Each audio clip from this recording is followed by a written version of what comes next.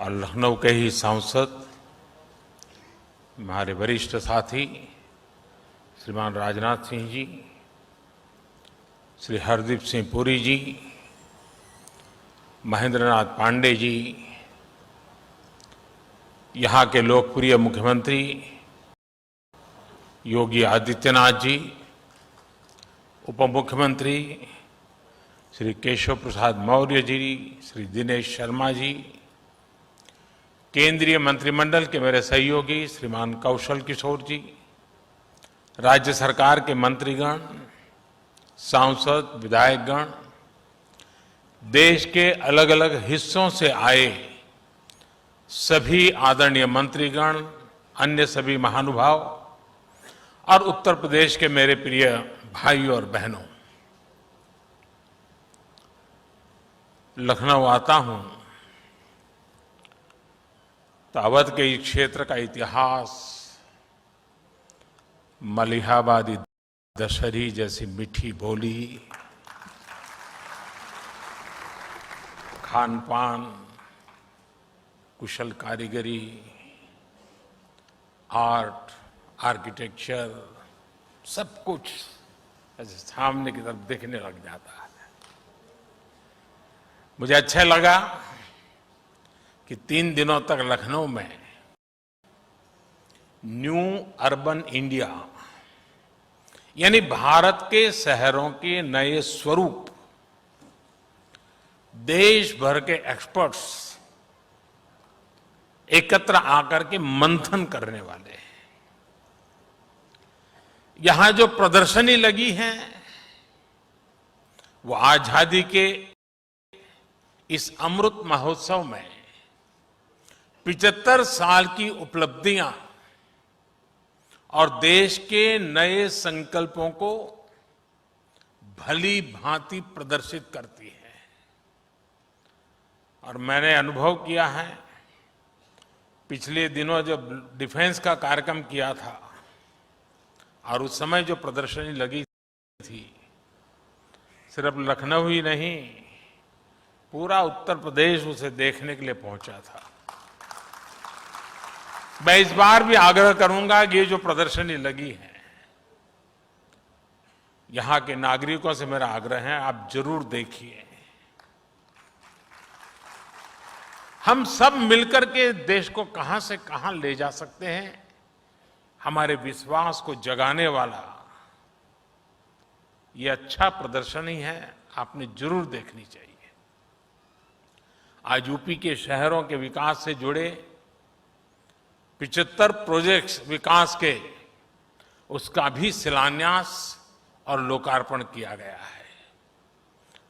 आज ही यूपी के 75 जिलों में 75,000 लाभार्थियों को उनके अपने पक्के घर की चाबियां भी मिली है।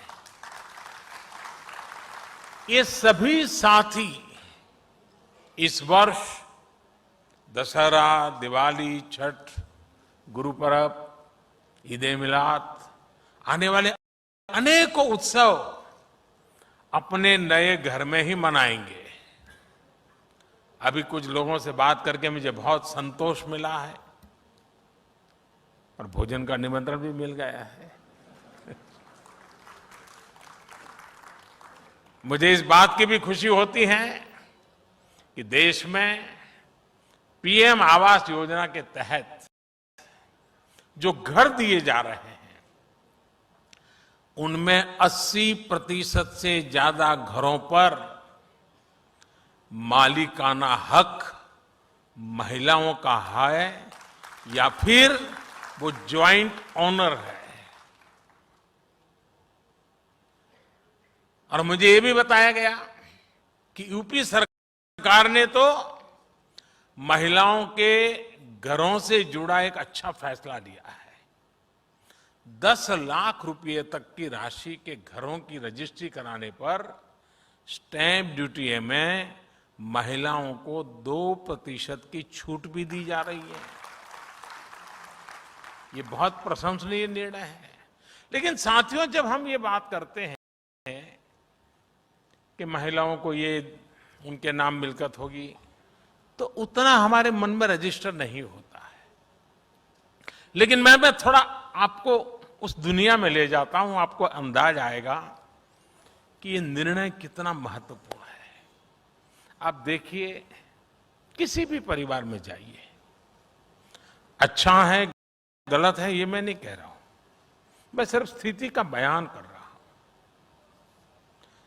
अगर मकान है तो पति के नाम पर, खेत है तो पति के नाम पर, गाड़ी है तो पति के नाम पर, स्कूटर है तो पति के नाम पर, दुकान है तो पति के नाम पर, और अगर पति नहीं रहा तो बेटे के नाम पर।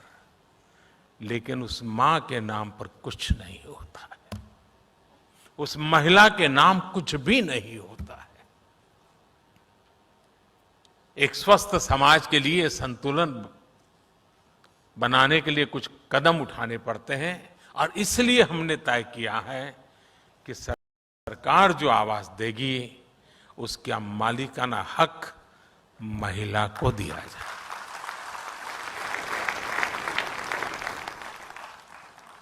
साथियों, आज लखनऊ के लिए एक और बधाई का अवसर है।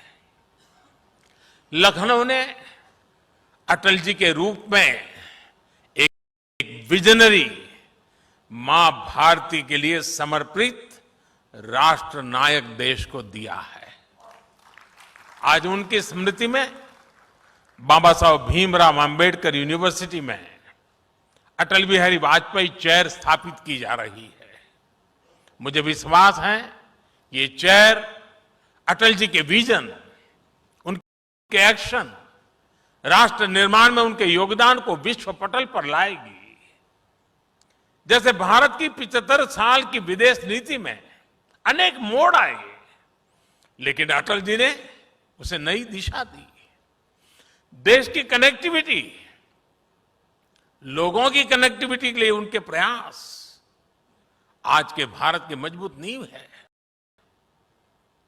अब सोचिए, एक तरफ प्रधानमंत्री ग्राम सड़क योजना और दूसरी तरफ स्वर्णिम चतुष्क, north east, east west, north south, east west corridor, यानी दोनों तरफ एक साथ दृष्टि और दोनों तरफ विकास का प्रयास। साथियों, वर्षों पहले जब अटल जी ने नेशनल हाईवे के माध्यम से देश के महानगरों को जोड़ने का विचार रखा था, तो कुछ लोगों को यकीन ही नहीं होता था कि ऐसा संभव है।